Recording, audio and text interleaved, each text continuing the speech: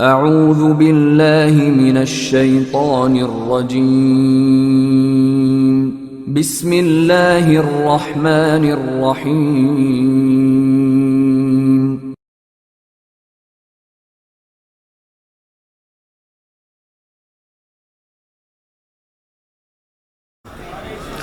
الحمد لله رب العالمين والصلاة والسلام على النبي الأمين وعلى آله وأصحابه ومن تبعهم بإحسان ليوم الدين أما بعد فإن خير الحديث كتاب الله وخير الهدي هدي محمد صلى الله عليه وسلم وشر الأمور محدثاتها وكل محدثة بدعة وكل بدعة ضلالة وكل ضلالة في النار قال الله سبحانه وتعالى في كلامه المجيد أعوذ بالله من الشيطان الرجيم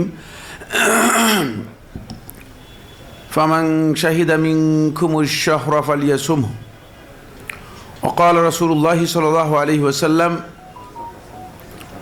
من صام رمضان إيمانا واحتسابا غفر له ما تقدم من ذنبه أخرجه البخاري من حديث أبي هريرة رضي الله تعالى عنه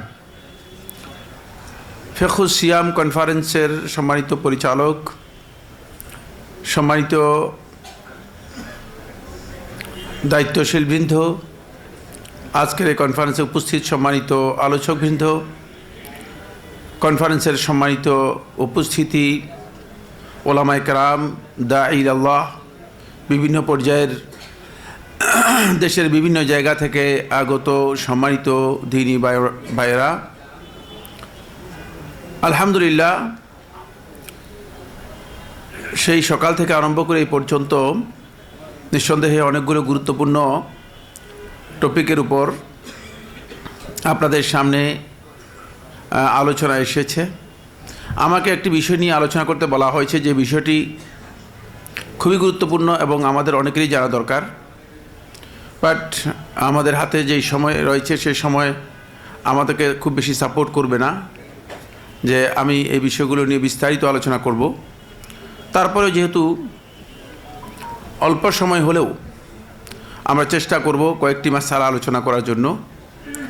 নিশ্চয় আপনারা আজকের প্রোগ্রামের যে শিডিউল দেখেছেন সেখানে আপনারা লক্ষ্য করেছেন যে আমাকে সিয়ামের আধুনিক মাসলা মাসাইল সম্পর্কে কিছু কথা আলোচনা করার জন্য বলা হয়েছে। সিয়াম ইসলামের অন্যতম গুরুত্বপূর্ণ একটি ইবাদত। এর সবচেয়ে মর্যাদাপূর্ণ বিষয় হচ্ছে এই ইবাদতটি সকল প্রকার ইবাদত থেকে সম্পূর্ণ আলাদা এবং সম্পূর্ণ বৈশিষ্ট্যমণ্ডিত। ফলে আবু উমামা আল বাহিরি রাদিয়াল্লাহু তাআলা বর্ণিত হাদিসের মধ্যে রাসূলুল্লাহ সাল্লাল্লাহু আলাইহি ওয়াসাল্লাম ইরশাদ করেছেন, একটি riwayতের মধ্যে এসেছে আলাইকা বিস-সাওমি ফাইন্নাহু লা ইদলা লাহ, অন্য riwayতের মধ্যে এসেছে আলাইকা বিস-সাওমি ফাইন্নাহু লা মিসলা লাহ, যে তুমি নিজের জন্য সিয়াম পালনকে অবধারিত করে নাও, সিয়ামকে নিয়মিত করো, কারণ সিয়াম এমন একটি ইবাদত যে এর সমকক্ষ কোনো কিছুই নেই। কোনো কোনো রিওয়ায়াতের মধ্যে এসেছে লা মিসলা লাহু, এর অনুরূপ, এর উদাহরণ বলতে কিছুই নেই। আর ইবাদতগুলোকে যদি আমরা অ্যানালাইসিস করি তাহলে আমাদের কাছে এই বিষয়ে স্পষ্ট হবে সিয়াম আসলেই এমন একটি ইবাদত যে ইবাদতের মানে ধরন এবং প্রকৃতির দিক থেকে অন্য কোনো ইবাদতের সামান্যতম কোনো তুলনা হয় না, সামান্যতম কোনো তুলনা হয় না।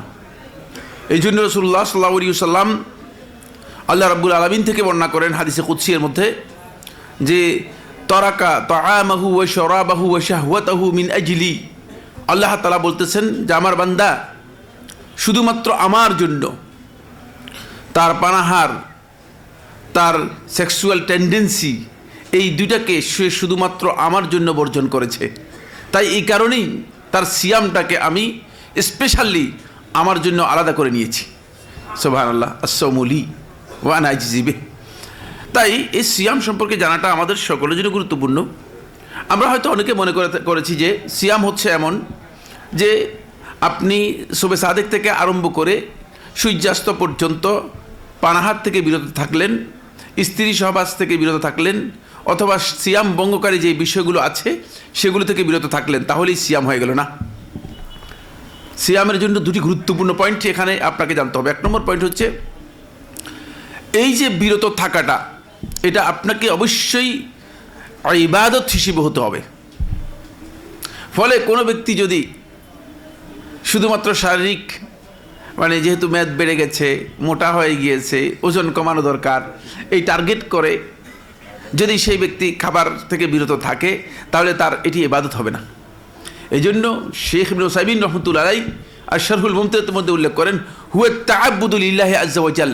এর জন্য প্রথম বৈশিষ্ট্য হচ্ছে এটি একমাত্র ইবাদত হিসেবে হতে হবে এবং আল্লাহর জন্য হতে হবে।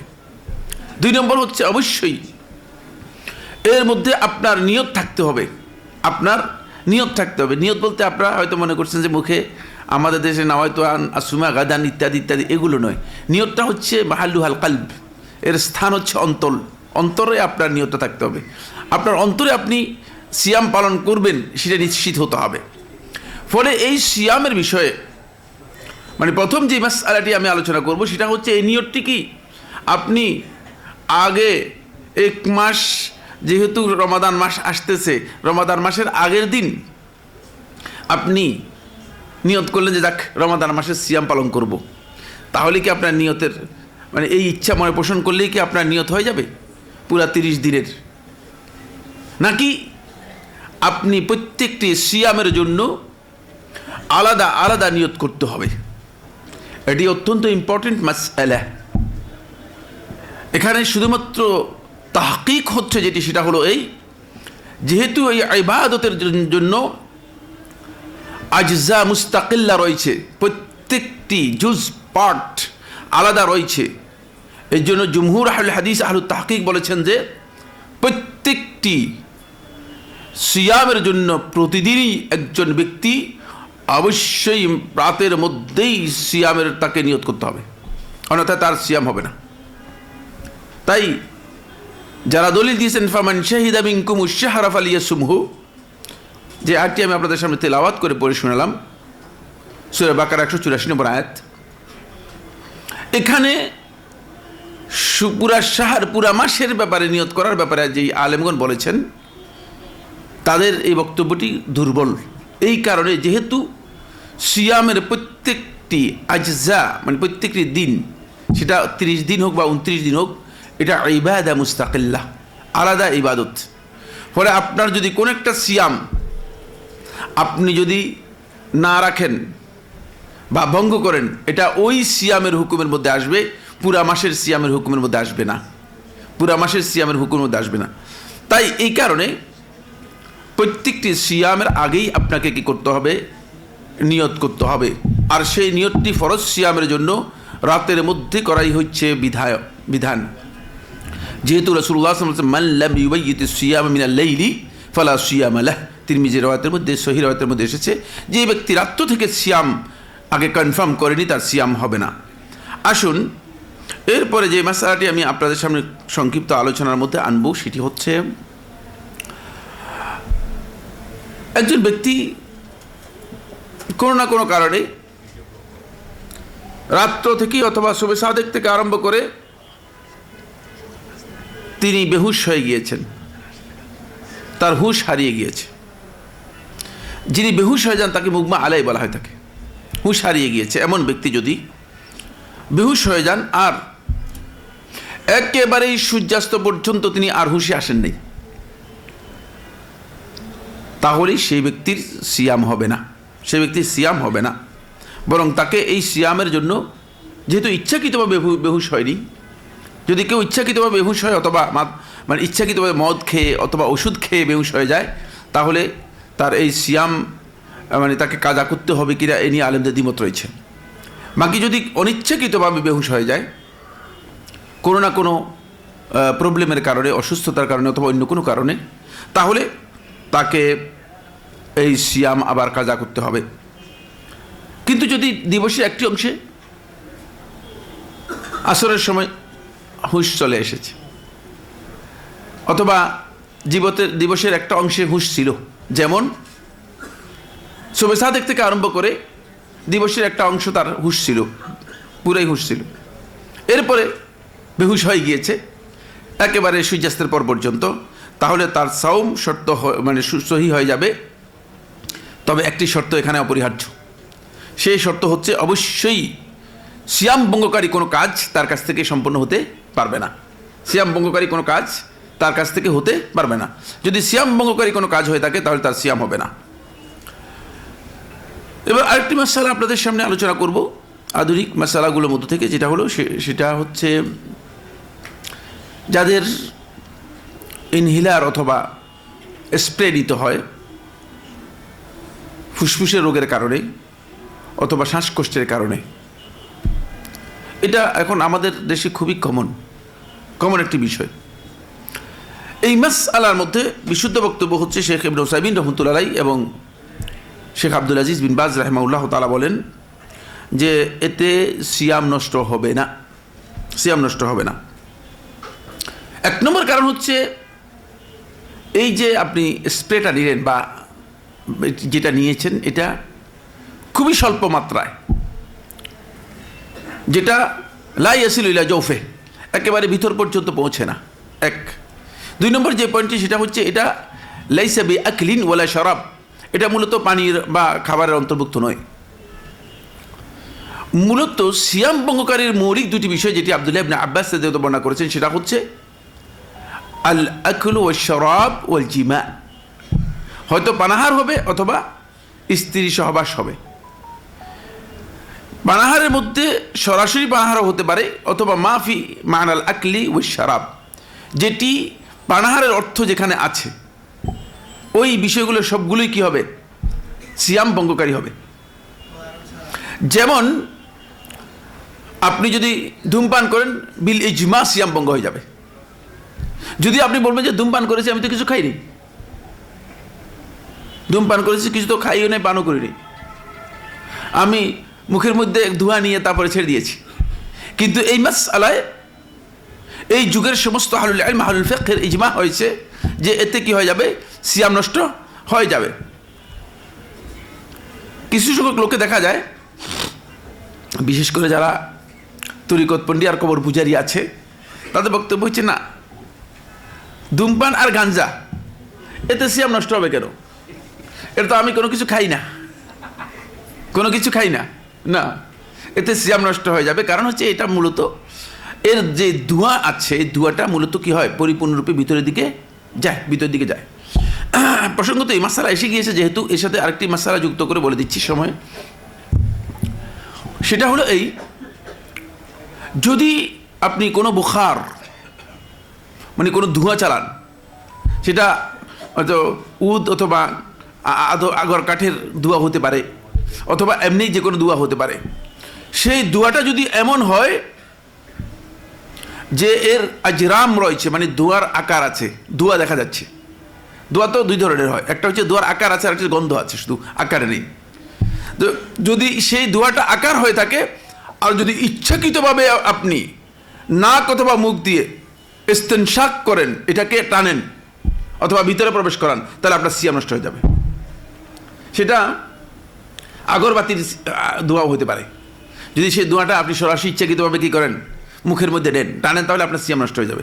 কিন্তু যদি বাতাস থেকে এমনি তো আমরা বাতাস নিচ্ছি না, বাতাস থেকে এমনি ধোঁয়া কী হয়েছে আপনার নাকে অথবা মুখে ঢুকে গিয়েছে, তাহলে আপনার সিয়াম নষ্ট হবে না, আপনার সিয়াম নষ্ট হবে না। আমরা যে মাসআলাটি আলোচনা করতেছিলাম সেই মাসআলাটি হচ্ছে এই যে যদি কেউ স্প্রে নেই অথবা ইনহেলার নেই, এটা যেহেতু শুধুমাত্র বাতাসের মাধ্যমে, এ নিয়ে অনেক লম্বা আলোচনা, যেহেতু সময় আমাদের হাতে নেই সেই জন্য আলোচনা যাচ্ছি না। শুধুমাত্র বাতাসের মাধ্যমে ওষুধটা কি করা হয়, তাকে পুশ করা হয় থাকে বা ইস্তেনশাক করা হয়, টানা হয়ে থাকে, ফলে এতে সিয়াম নষ্ট হবে না। এখানে আরেকটি মাসআলা খুবই গুরুত্বপূর্ণ, সেটা হচ্ছে যে সমস্ত ভাই অথবা বোনদের হার্টের প্রবলেম রয়েছে, তাদেরকে অনেক সময় দেখা যায় যে জিহ্বার নিচে এক প্রকারের স্প্রে দিতে হয় অথবা এক প্রকারের ট্যাবলেট জাতীয় আছে যেটা জিহ্বার নিচে দিতে হয়। জিহ্বার নিচে দিলে তাহলে সেটার সাথে সাথে মিশে যায় এবং সেটা হার্টের উপর হার্টকে এনলার্জ করে এবং হার্টের কার্যক্রম যাতে সহজ হয় সেটাকে সহযোগিতা করে। ফলে এই ধরনের যদি কোনো কিছু জিহ্বার নিচে যেটা নেওয়া হয়ে থাকে হার্টের প্রবলেমের কারণে এগুলো কিছুই মূলত ভিতরে প্রবেশ করে না। এটার প্রভাবটা মানে হার্টে যায় এবং এই ওষুধটা কাজ করে। ফলে যেহেতু ভিতরে প্রবেশ করে না, এই জন্য শেখ ইবনে উসাইমিন রহমতুল্লাহ আলাইহি এবং আল্লাজনা দাইমা লিল ইফতা সৌদি আরবের স্থায়ী কমিটির ফতোয়া হচ্ছে এটা বিশুদ্ধ বক্তব্য, এতে সিয়াম নষ্ট হবে না, এতে সিয়াম নষ্ট হবে না। এবার আমরা আসবো যে মাসআলাটি আলোচনা করার জন্য, সেটা হচ্ছে আমরা অনেক সময় দেখি অনেক ভাইয়ের এন্ডোস্কোপি করতে হয়। এন্ডোস্কোপি করাটা যদি জরুরি হয়ে যায়, কোনো সন্দেহ নেই, যদি রমাদান মাসে তিনি দিবসের সময় না করে, এটা সবচেয়ে উত্তম, কোনো সন্দেহ নেই, তাহলে তিনি আর ইখতিলাফের মধ্যে গেলেন না। সেক্ষেত্রে রমাদান মাসে যদি তিনি কোনো না কোনো কারণে বাউন্ড হয়ে যান, বাধ্য হয়ে যান যে রমাদান মাসে দিনের বেলায় তিনি এন্ডোস্কোপি করতে হবে, তাহলে সেক্ষেত্রে জুমহুর উলামায়ে কেরাম এর বক্তব্য হচ্ছে, যদিও এন্ডোস্কোপির কোনো কিছুই মূলত মানে খাবার বা খাদ্যদ্রব্য হিসেবে বিবেচিত হয় না, বা এর মধ্যে কোনো ধরনের খাদ্যদ্রব্যের পুষ্টির কোনো বিষয় নেই, তারপরেও যেহেতু এটি শরীরে প্রবেশ করেছে, এই জন্য জুমহুর আহলুল ইলম বলেছেন এতে সিয়াম নষ্ট হয়ে যাবে। কারণ আব্দুল্লাহ ইবনে আব্বাস রাদিয়াল্লাহু তাআলা থেকে ইকরামা রওয়ায়াত করেন, তিনি বলেন, ইন্নামাল ফিত্রু মিম্মা দাখাল ওয়া লাইসা মিম্মা খারাজ, যে যদি কোনো কিছু বাহির থেকে ভিতরে প্রবেশ করানো হয় থাকে, সেটা যদি পেটের ভেতরে প্রবেশ করানো হয় থাকে, তাহলে এর মাধ্যমে সিয়াম কি হবে, ভঙ্গ হবে। কিন্তু কোনো কারণে যদি অনিচ্ছাকৃত কোনো কিছু বেরিয়ে যায়, এর মাধ্যমে সিয়াম ভঙ্গ হবে না। ইমাম বাইহাকি রাহিমাহুল্লাহ তাআলা তার সুনানুল কুবরার মধ্যে বর্ণনা করেছেন, শেখ নাসরুদ্দিন আলবানী রহমতুল্লাহ আলাইহি এবং এর আগে ইমাম নবী রহমতুল্লাহ আলাইহি এবং হাফিজ ইবনে হাজার রহমতুল্লাহ আলাইহি দুইজনই হাদিসটাকে হাসান বলেছেন। এই হাদিসটাকে অবশ্য একটা মূলনীতি আমাদের কাছে এসে গিয়েছে, সেই মূলনীতিটা খুবই গুরুত্বপূর্ণ, সেটা বিভিন্ন মাসআলার মধ্যে আপনাদের কাজে লাগবে। সেটা হচ্ছে, যদি কোনো বিষয় বা কোনো কিছু বাহির থেকে কোনো ব্যক্তির ভিতরে প্রবেশ করে যায় এবং সেই বিষয়টি যদি কোনো কারণে গায়রু মুগাদ্দি হয়ে থাকে, অর্থাৎ সেটা পুষ্টির কোনো কারণ অথবা খাবারের কোনো কারণ না হয়, কিন্তু ভিতরে প্রবেশ করে গিয়েছে, যেমন আপনি একটা পাথর মুখ দিয়ে গিলি ফেলেছেন, ভিতরে চলে গিয়েছে, তাহলে আপনার সিয়াম নষ্ট হবে। কিন্তু পাথর তো আসলে দুনিয়ার মানুষ খায় না, খাবার হিসেবে পাথর বিবেচিত নয়। আবার পাথরকে কী করা, মানে পাথর পানীয় হিসেবে গ্রহণযোগ্য নয়, কিন্তু যেহেতু ভিতরে প্রবেশ করেছে, তাহলে এতে সিয়াম নষ্ট হবে, যেটা আব্দুল্লাহ ইবনে আব্বাস রাদিয়াল্লাহু তাআলার বক্তব্য থেকে বোঝা যাচ্ছে। তবে এই মাসআলার মধ্যে দ্বিমত পোষণ করেছেন রাসুল মুহাক্কিকিন শেখুল ইসলাম ইবনে তাইমিয়া রহমতুল্লাহ আলাইহি, তিনি দ্বিমত পোষণ করেছেন। এই মাসআলার খেলাফ আছে, মাসআলার মধ্যে খেলাফ রয়েছে, যেটা আমরা বিশুদ্ধ বক্তব্য শুধুমাত্র সেটাই আলোচনা করছি, যেহেতু অনেক লম্বা আলোচনা রয়েছে। কিন্তু শেখুল ইসলাম ইবনে তাইমিয়া রহমতুল্লাহ বলেছেন, যদি কোনো কিছু পেটে অথবা ভিতরে প্রবেশ করে, আর সেটা যদি লাম ইয়াকুন তাআমান ওয়ালা শরাবান, মানে খাবারের জাতীয় অথবা পানীয় জাতীয় এমন কোনো বিষয় না হয়ে থাকে, তাহলে সেটা সিয়াম নষ্ট করবে না, সেটা সিয়াম নষ্ট করবে না। ঠিক একই ধরনের বিষয় রয়েছে নাক এবং কানের যে ড্রপ ব্যবহার করা হয়ে থাকে সেটা নিয়ে। শেখুল ইসলাম ইবনে তাইমিয়া রহমতুল্লাহ বলেছেন এতে সিয়াম নষ্ট হবে না। শেখ আব্দুল আজিজ বিন বাজ রহমতুল্লাহ আলাইহি এবং ইবনে উসাইমিন রহমতুল্লাহ দুজনই বলেছেন সিয়াম নষ্ট হবে না, সিয়াম নষ্ট হবে না। যদিও আপনি যদি চোখের মধ্যে ড্রপ দেন অথবা নাকের মধ্যে ড্রপ দেন, আপনি দেখবেন স্বভাবত যে আপনার মানে কিছু না কিছু আপনার একটা স্বাদ অথবা একটা কিছু আপনি উপলব্ধি করতে পারবেন। আত-তাযাওউক বিল মুজাররাদ লাইসা বিমুফতির অথবা লাইসা বিমুফতির, শুধুমাত্র কোনো জিনিসের স্বাদ এমনিতেই মুখের মধ্যে লাগা, এটা মূলনীতি খেয়াল রাখতে হবে সিয়ামের ক্ষেত্রে। শুধুমাত্র কোনো জিনিসের স্বাদ মুখের মধ্যে লাগা, কারণ জিহ্বাটা আপনার এমন একটা যন্ত্র, এটা আপনি এর মধ্যে কোনো জিনিস মানে যেই জিনিসই রাখেন না কেন, এটা আপনাকে একটা স্বাদ দেবেই। এটা টেস্টার, যেহেতু জিহ্বাটা হচ্ছে টেস্টার, তাহলে এই জিহ্বা আপনাকে অবশ্যই স্বাদ দেবেই। সুতরাং জিহ্বার এই স্বাদ আপনি কী করবেন, অবশ্যই পেয়ে যাবেন। ফলে এই কারণে শুধুমাত্র যদি মানে টেস্টের কোনো বিষয় হয়ে থাকে, এতে সিয়াম নষ্ট হবে না। দলিল কি? অসংখ্য দলিল রয়েছে, বিস্তারিত আলোচনার সময় নেই। সবচেয়ে বড় দলিল হচ্ছে এই, আল্লাহ নবী সাল্লাল্লাহু আলাইহি ওয়াসাল্লাম সিয়াম রেখেছেন এবং নবী সাল্লাল্লাহু আলাইহি ওয়াসাল্লাম মিসওয়াক করতেন। নবী সাল্লাল্লাহু আলাইহি ওয়াসাল্লাম মেসওয়াক করতেন। মেসওয়াক কাঠের যে মেসওয়াকগুলো রয়েছে অথবা গাছের যে মেসওয়াকগুলো রয়েছে সেগুলোর মধ্যে এক প্রকারের স্বাদ আছে, ঝাল আছে অথবা এক প্রকারের স্বাদ আছে। তো এই স্বাদ তো আপনি অবশ্যই জিহ্বার মধ্যে পাবেন, ঠিক না? যদি আপনারা সাইলেন্ট, জি, সরি, আপনার কথা না বলে বসে যান, কথা না বলে বসবেন। তাহলে সেখানে আপনারা কি করবেন, আপনার স্বাদ পেলেও তাহলে আপনাদের সিয়ামটা কি হবে না, নষ্ট হবে না, সিয়াম নষ্ট হবে না। এখানে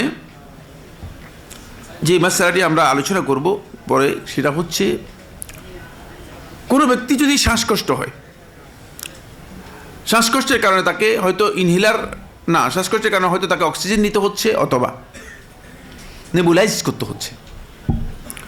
অক্সিজেন অথবা নেবুলাইজ করলে তাহলে তার সিয়াম নষ্ট হবে না, কারণ এটি পানাহার অথবা পানাহারের কোনো অর্থ এর মধ্যে নেই। শুধুমাত্র এর মাধ্যমে তাকে অক্সিজেনের যে সাপোর্টটা তিনি সরাসরি ফুসফুস থেকে নিতে পারতেন অথবা শ্বাসনালী থেকে তিনি সরাসরি যেটাকে শরীরে নিতে পারতেন সেটা নিতে পারছেন না, তাকে সেই সাপোর্ট দেওয়া হচ্ছে। এই কারণে এতে সিয়াম নষ্ট হবে না। তবে নেবুলাইজ করার ক্ষেত্রে যদি এমন কোনো ধরনের মেডিসিন ব্যবহার করা হয় তাকে, যে মেডিসিনের মধ্যে তার জন্য মুগাজ্জি পুষ্টির কোনো বিষয় আছে অথবা তার শরীরের মধ্যে কোনো জিনিস প্রবেশ করানোর কারণ এর মাধ্যমে হতে পারে, এর মাধ্যমে আরও ওষুধ ব্যবহার করা যেতে পারে। নেবুলাইজ করার সময় আপনারা দেখবেন নেবুলাইজেশনের সময় অনেক ওষুধ ব্যবহার করা হয়ে থাকে। যদি এমন কোনো ওষুধ ব্যবহার করা হয় যে ওষুধ আসলে তার মুগাজ্জির কারণ হতে পারে, তার পুষ্টির কারণ হতে পারে, তার শারীরিক দুর্বলতাকে কাটানোর জন্য হতে পারে, অথবা এমন ওষুধ যে ওষুধ তার শরীরের ভিতরে প্রবেশ করার সম্ভাবনা রয়েছে, তাহলে এক্ষেত্রে আলেমরা বলেছেন যে যদি এটি নিশ্চিত হয় তাহলে তার সিয়াম নষ্ট হতে পারে, তার সিয়াম নষ্ট হতে পারে। এরপরে আমরা আরেকটি মাসআলা আলোচনা করব। সেই মাসআলাটি হচ্ছে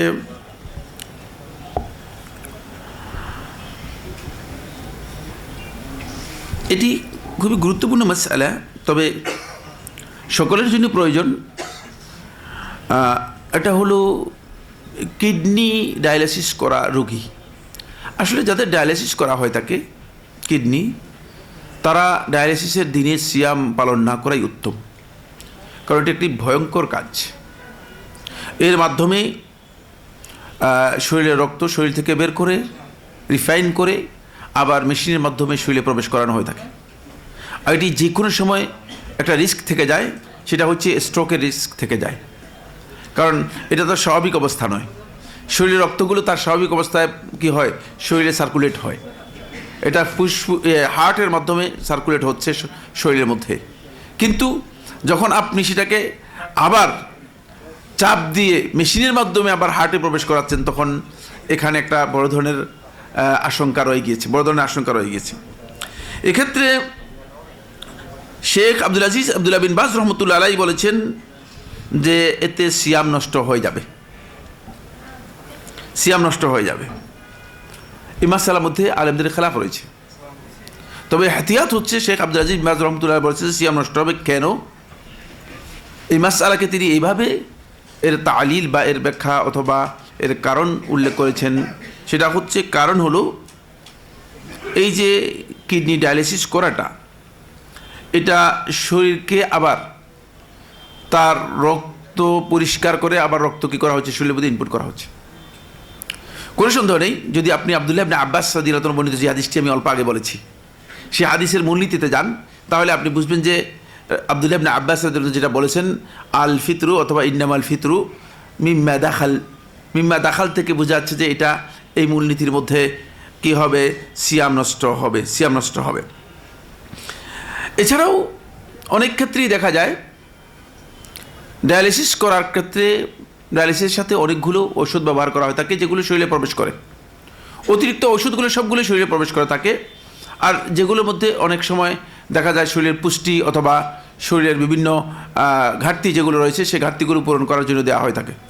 ফলে এই কারণেই এখানে দুটি মুফাত্তির একত্রিত হয়েছে। একটি হচ্ছে শরীরের মধ্যে নতুন করে রক্ত কী করা হচ্ছে, প্রবেশ করানো হচ্ছে।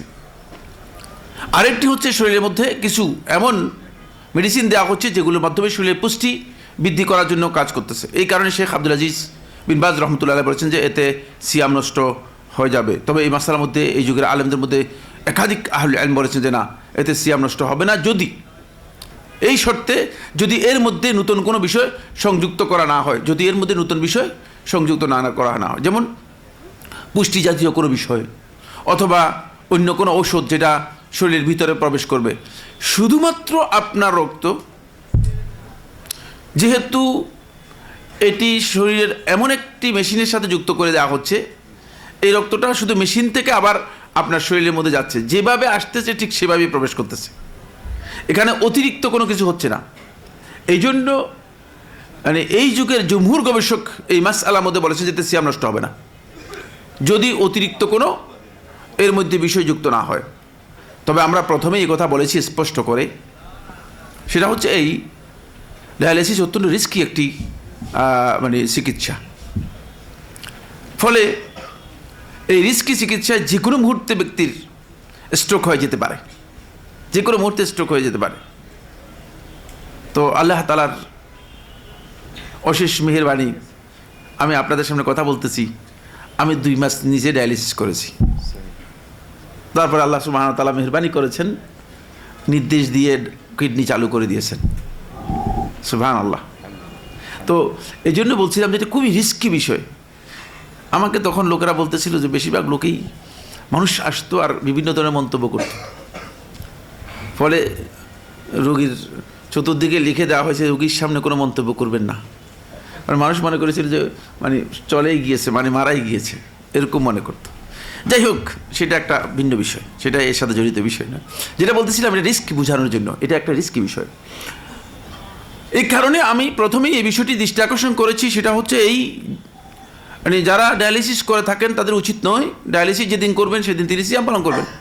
কারণ আল্লাহ তাআলা খুবই সহজ করেছেন দিনটাকে, ফামান কানা মিনকুম মারিদান আও আলা সাফারিন ফাইদ্দাতুম মিন আইয়ামিন উখর। এই আয়াতের তাফসীরের মধ্যে আবু মুহাম্মদ ইবনে হাজার আন্দালুসী রাহমাতুল্লাহ আলাইহি বলেন মোটে সিয়াম পালন করা দরকারই নেই, কারণ সিয়াম তার উপর ফরজই হবে না। তিনি আয়াতের ব্যাখ্যার মধ্যে এটা বলেছেন যে সিয়াম পালন করার দরকারই নেই, বরং সিয়াম তার উপর ফরজই হবে না। যাই হোক, আমরা সেই মাসালা যাচ্ছি না, ইবনে হাজম রাহমাতুল্লাহর বক্তব্যে যাচ্ছি না, কিন্তু জমহুর আহলুল ফিকহ বলেছেন যে না, সিয়াম যেহেতু রাসূলুল্লাহ কোরআনে কারিমে আল্লাহ তাআলা বলেছেন ফামান শাহিদা মিনকুমুশ শাহর, যেহেতু মাসে উপনীত হয়েছে তাহলে সে সিয়াম পালন করবে, সেই নির্দেশের আওতাভুক্ত হবে। যাই হোক, যদি সিয়াম পালন করার রিস্ক না থাকে তাহলে তিনি সিয়াম পালন করবেন, কিন্তু যখনই তার সিয়াম পালন করার রিস্ক থেকে যাবে তখন তার জন্য বৈধ হবে না, মোটেও উচিত হবে না তিনি কি করবেন, সিয়াম পালন করবেন। যে কোনো রিস্কে তিনি সিয়াম পালন করবেন এটা হতে পারে না। এখানে এই বক্তব্যের সাথে আমি একটি বিষয় যুক্ত করে দিচ্ছি, একটি মাসআলা এর সাথে এড করে দিচ্ছি, সেই মাসআলা খুব গুরুত্বপূর্ণ। সেই মাসআলার ব্যাপারে আবার এই যুগের আলেমদের বেশিরভাগই, শুধু 1 বা 2 জন আলেমের নাম রয়েছে, বাকিরা সবাই এ কথা বলেছেন যে এতে সিয়াম নষ্ট হয়ে যাবে। সেটা হলো এই, যদি কোনো ব্যক্তি এমন অসুস্থ হন যে অসুস্থতার কারণে তাকে ব্লাড দিতে হচ্ছে, মানে তিনি ব্লাড কি করবেন, অন্য ব্যক্তি থেকে ব্লাড নেবেন, তার শরীরের মধ্যে ব্লাড কি করা হবে, দেয়া হবে। যদি এমন হয় তাহলে জমহুর আহলুল ফিকহ আহলুত তাহকিক বলেছেন তার সিয়াম নষ্ট হয়ে যাবে, যেহেতু তার ব্লাড শরীরের মধ্যে প্রবেশ করতেছে। এখানে যে মূলনীতিটি আমাদের সামনে সেটা কোন মূলনীতিকে বলতে পারবেন একজন, যে কোনো একজন? হাদিস আব্দুল্লাহ ইবনে আব্বাস, হাদিস আব্দুল্লাহ ইবনে আব্বাসের মূলনীতির ভিত্তিতে। কারণ হলো এই ব্লাডটা মূলত যদিও লাইসা বি মুগাজ্জি ওয়ালা বিতআমিন ওয়ালা শারাবিন, যদিও এটা পানাহার নয়, যদিও এটা খাবার নয়, যদিও এটা কি নয়, কোনো পুষ্টির বিষয় নয়, তবে ব্লাডটা মূলত শরীরের এমন বিষয় যেটা শরীরের মানে খাবারের কাজকে কি করে, সহযোগিতা করে, পরিপূর্ণরূপে সহযোগিতা করে। আপনার শরীরে ব্লাড দেওয়ার পরে আপনার শরীরের মধ্যে ওই মানে খাবারের যে ঘাটতিটুকু আছে সেই ঘাটতিটি শরীর কী করবে, এমনিতেই কভার করে নেবে। এই কারণে এটা হচ্ছে মা'নাত তাআমি ওয়াশ শারাব, মা'নাত তাআম ওয়াশ শারাব। এটা জমহুর আহলুত তাহকিকের বক্তব্য হচ্ছে ব্লাডটা যদি ভিতরে দেয় তাহলে সিয়াম তার নষ্ট হয়ে যাবে। শুধু 1 জন বা 2 জন আলেম এই যুগে এই মাসআলার মধ্যে খেলাফ করেছেন। যাই হোক, এরপরে আমি তাহামিল নিয়ে আমরা কথা বলবো, সেটা হচ্ছে লাস্ট মাসালা। আমার হাতে সময় নেই, আমার সময় শেষ হয়ে গিয়েছে। সেটা হলো অনেক সময় দেখা যাচ্ছে যে সাবস্টিটিউট ব্যবহার করা হয় থাকে, ডুস জাতীয় মানে জিনিস ব্যবহার করা থাকে অসুস্থ রোগীদের জন্য। এটা অনেক ক্ষেত্রে ব্যবহার করা হয় থাকে প্রয়োজনের তাগিদে। কেউ আছে যে তিনি হয়তো ওষুধ ওরাল ওষুধ দিতে পারছেন না, মুখে যে ওষুধ দেওয়ার কথা ছিল ওরাল সেই ওষুধ তিনি নিতে পারছেন না, তাহলে সেই ক্ষেত্রে তার জন্য এই ধরনের শুধুমাত্র ওষুধ কন্টেন্ট রয়েছে, মানে ঔষধি বিষয় রয়েছে, যদি এর মধ্যে কোনো ধরনের পুষ্টি অথবা খাবারের কোনো বিষয় যুক্ত না থাকে তাহলে সেটা গ্রহণ করলে তার সিয়াম নষ্ট হবে না। এটা শেখুল ইসলাম ইবনে তাইমিয়া রাহমাতুল্লাহ বলেছেন এবং এই যুগে শেখ ইবনে উসাইমিন রাহমাতুল্লাহ তার শরহুল মুমতার মধ্যে উল্লেখ করেছেন। কারণ হচ্ছে লিআন্নাহা তাহতাবি আলা মাদ্দা দাওয়াইয়্যা, এটা শুধুমাত্র ঔষধ হিসেবে এটা ধর্তব্য হবে। ওয়ালাইসা ফিহা সাওয়াইল, আর এর মধ্যে ভিতরে প্রবেশ করার মতো এমন কোনো লিকুইড বিষয় নেই, লিকুইড কিছুই নেই। ওয়ালাইসাত আকলান ওয়া শুরবান ওয়ালা বিমানাহা, এটা খাবার দাবারের অর্থ বহন করে না, অনুরূপভাবে খাবার দাবার এর যেই অর্থ বোঝায় সেটিও নেই। আমরা মনে হয় অনেকগুলো গুরুত্বপূর্ণ মাসআলা আলোচনা করার সুযোগ ছিল, কিন্তু যেহেতু আমাদের সময় শেষ হয়ে গিয়েছে আমি এই জন্য আর আলোচনা দীর্ঘায়িত করতে চাই না। জি,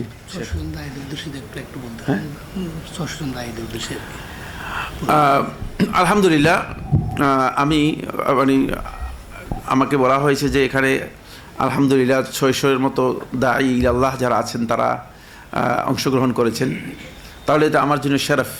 আমি মনে করতেছি যে আপনাদের সাথে মানে আমার মতো একজন অধম ব্যক্তির সাক্ষাৎ হওয়া, এটা আমি নিজের জন্য খুব গৌরবের বিষয় মনে করছি প্রথমে, আলহামদুলিল্লাহ।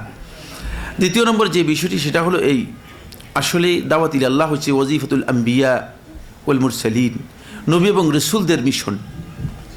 নবী এবং রসুলদের যে মিশন রয়েছে, এই মিশনে যারা কাজ করছেন তারা নবী এবং রসুলদের যে আখলাক রয়েছে, নবী এবং রসুলদের যে বৈশিষ্ট্য এবং চরিত্র রয়েছে, সেই বিষয়টিকে সবচেয়ে বেশি অগ্রাধিকার দিবেন, সেই বিষয়টিকে সবচেয়ে বেশি গুরুত্ব দেবেন। কারণ আপনি আপনার মান যদি বুঝতে না পারেন, আপনি আপনার স্টেজ যদি বুঝতে না পারেন, তাহলে আপনি হয়তো এমন ভুল করবেন যে ভুলের কারণে দাওয়াতি ময়দানে আপনি ক্ষতিগ্রস্ত হয়ে যাবেন। বালখের এক যুবক হাসান বসরি রহমতুল্লাহর ছাত্র ছিলেন। হাসান বসরি রহমতুল্লাহ একদিন যখন পিচ্ছিল রাস্তা দিয়ে অতিক্রম করে যাচ্ছিলেন, যুবক হাসান বসরি সতর্ক হও, রাস্তা কিন্তু খুব পিচ্ছিল। হাসান বসরি তাকালেন, মানে ছাত্র দেখা যাচ্ছে যে কি শিক্ষকের চেয়ে বেশি বড়। হাসান বসরি তাকে বলে যে কি ব্যাপার, তুমি আমাকে সতর্ক করতেছো না তুমি সতর্ক হচ্ছ? বলছে না, তোমাকে সতর্ক করতেছি, আপনাকেই সতর্ক করতেছি। বলছে কেন? বলে যে আপনি যদি পিচ্ছিল খেয়ে পড়ে যান তাহলে উম্মার বড় সমস্যা হয়ে যাবে, উম্মা পিচ্ছিল খেয়ে যাবে, আর আমি পড়ে গেলে ছাত্র কোনো সমস্যা নেই। আমি সাইফুল্লাহ যদি কোনো কারণে ভুল করি তাহলে এটা খুবই নর্মাল বিষয়, খুবই সিম্পল বিষয়। কিন্তু আপনারা যারা দাওয়াতি কাজ করছেন ময়দানে, আপনি যদি এই দাওয়াতি কাজে কোনো এক জায়গায় পিচ্ছিল অবস্থায় চলে যান, আপনার কোনো কথা যদি মানুষের কাছে এমন হয় যেটা সঠিক হচ্ছে না, ভুল হচ্ছে, তাহলে কিন্তু উম্মার জন্য ক্ষতির কারণ হয়ে যেতে পারে। এই জন্য আমি আপনাদের সবাইকে অনুরোধ করব, ওই আখলাকটুকু গ্রহণ করার জন্য আপনারা চেষ্টা করবেন। গত পরশু শেখ আব্দুল সালাম আশরাইয়ের একটি দার্স মসজিদ নববীতে দিচ্ছিলেন, তখন তিনি বলেছিলেন যে ইবনে মুফলিহ রাহমাতুল্লাহ আলাইহি আদাবু শারঈয়ার মধ্যে উল্লেখ করেছেন যে সাইয়্যিদুল আখলাক হচ্ছে দুটি। কয়টি বললাম? সাইয়্যিদুল আখলাক হচ্ছে দুটি, মানে দুইটি বিষয় হচ্ছে আখলাকের সর্দার।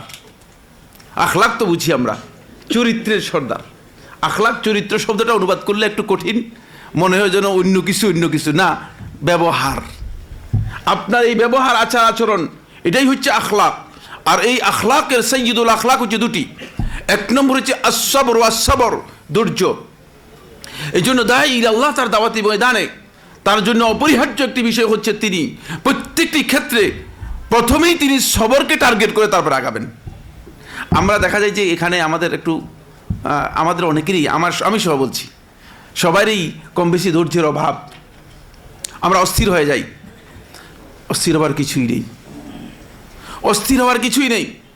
যদি আপনি সত্যিকার এই ধৈর্যের জায়গায় আসতে পারেন, তাহলে অবাশশিরিস সাবিরিন, ধৈর্যশীলদের ব্যাপারে আল্লাহ সুবহানাহু ওয়া তাআলা যেই সুসংবাদ দিয়েছেন, সেই সুসংবাদের জায়গায় আপনি পৌঁছতে পারবেন। আর দ্বিতীয় নম্বর সাইয়্যিদুল আখলাক হচ্ছে সবরের সাথে অত্যন্ত গুরুত্বপূর্ণ, সেটা হচ্ছে আল হেলম। হেলম বলা হয় তাকে, কোনো না কোনো বিষয়ে কষ্টের বিষয়ে সহিষ্ণু হওয়া, সহনশীল হওয়া। বন্ধুগণ, দায়ীদের দেখা যাচ্ছে যে প্রত্যেক ব্যাপারে আমরা কেন জানি অ্যাক্টিভ, রিয়েক্টিভ, প্রোঅ্যাক্টিভ এই ধরনের অবস্থানে চলে যাচ্ছি। এই কথাগুলো নিশ্চয়ই আপনারা বুঝেন, যেহেতু দায়ী আল্লাহ, আপনাদের বোঝার কথা। এত মানে প্রোঅ্যাকশনের মধ্যে যাওয়াটা অথবা রিয়াকশনে যাওয়াটা, এটা দায়ীদের জন্য মোটেও মানায় না, মোটেও সামঞ্জস্যপূর্ণ, দায়ীদের আচরণের সাথে মোটেও সামঞ্জস্যপূর্ণ নয়। এই জন্য আমি অনুরোধ করব, আপনারা আর একটু সহনশীল হওয়ার জন্য চেষ্টা করুন। এমন সহনশীল হন যাতে করে মানুষ মনে করে যে না, তিনি কষ্ট পেলেও কিন্তু তিনি আমাদের সাথে দুর্ব্যবহার করেন না, আমাদের প্রতি তার ধারণা ভালো। এইভাবে যদি আমরা এই দাওয়াতে কাজ করতে পারি, তাহলে আমরা সফলতা লাভ করতে পারবো। তবে সফলতা কিন্তু একটি বিষয় গুরুত্বপূর্ণ, সফলতা আল্লাহ তাআলার কাছে, আমাদের কাছে নয়। সফলতা আপনাদের কাছে নয়, এটাকে আপনি কনফার্ম জেনেই তারপরে দাওয়াতি কাজে আসবেন। সফলতা কাউকে দিতে পারবে না। ইন্নাকা লা তাহদি মান আহবাবত ওয়ালাকিন্নাল্লাহা ইয়াহদি মান ইয়াশা। সফলতার বিষয়টি আমি সফলতার বিষয়টাকে আমি নির্ধারণ করে নিয়েছি, লোকটা হেদায়েত লাভ করলো কিনা, না। সফলতার বিষয় হচ্ছে মূলত আপনি মেসেজ পৌঁছাতে পারলেন কিনা। যদি আপনি মেসেজ পৌঁছাতে পারেন, আর সেটা যদি নবী সাল্লাল্লাহু আলাইহি ওয়াসাল্লামের সুন্নাহর আলোকে হয়ে থাকে, তাহলে আপনি সফল। আপনার আর অতিরিক্ত কিছু এখানে তালাশ করার দরকার নেই। কে আপনার কথা শুনলো, কে আপনার কথা শুনলো না, এটা অনেক বেশি বিষয় নয়। কাকে আল্লাহ সুবহানাহু ওয়া তাআলা হেদায়েত বরাদ্দ রাখবেন, কার জন্য হেদায়েত রয়েছে, সেটা আল্লাহ সুবহানাহু ওয়া তাআলা সবচেয়ে ভালো জানেন। তবে আমরা আমাদের যে দায়িত্ব রয়েছে, সেই দায়িত্বগুলো যেন আমরা সঠিকভাবে আঞ্জাম দিতে পারি। আল্লাহ তাআলা আমাদেরকে তৌফিক দান করুন। হাজা আল্লাহু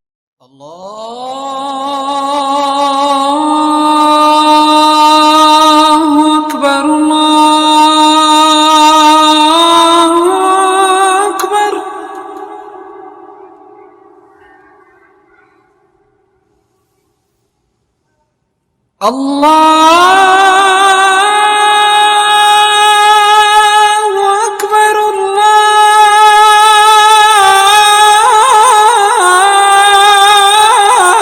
আল্লাহু আকবার।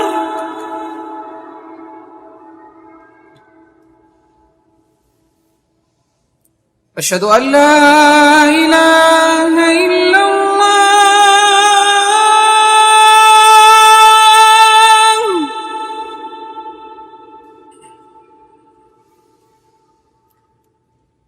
أشهد أن لا إله إلا الله.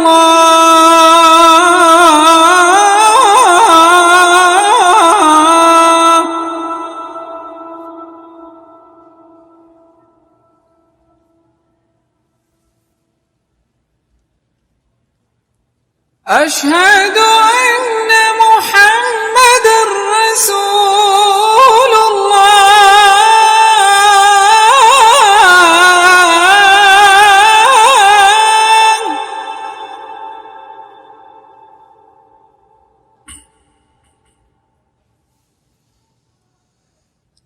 أشهد أن محمد رسول الله.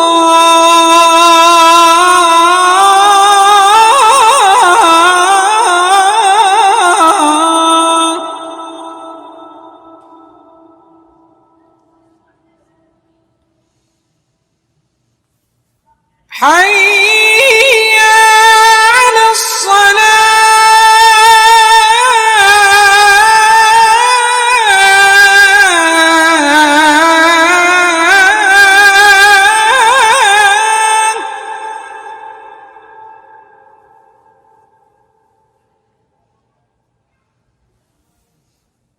حي على الصلاة.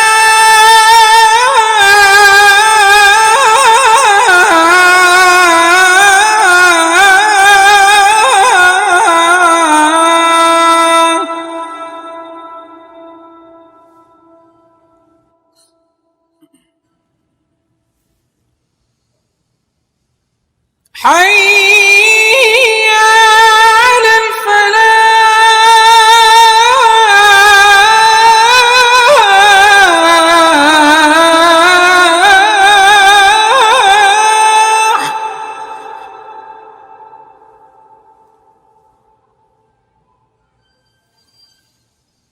حي على الفلاح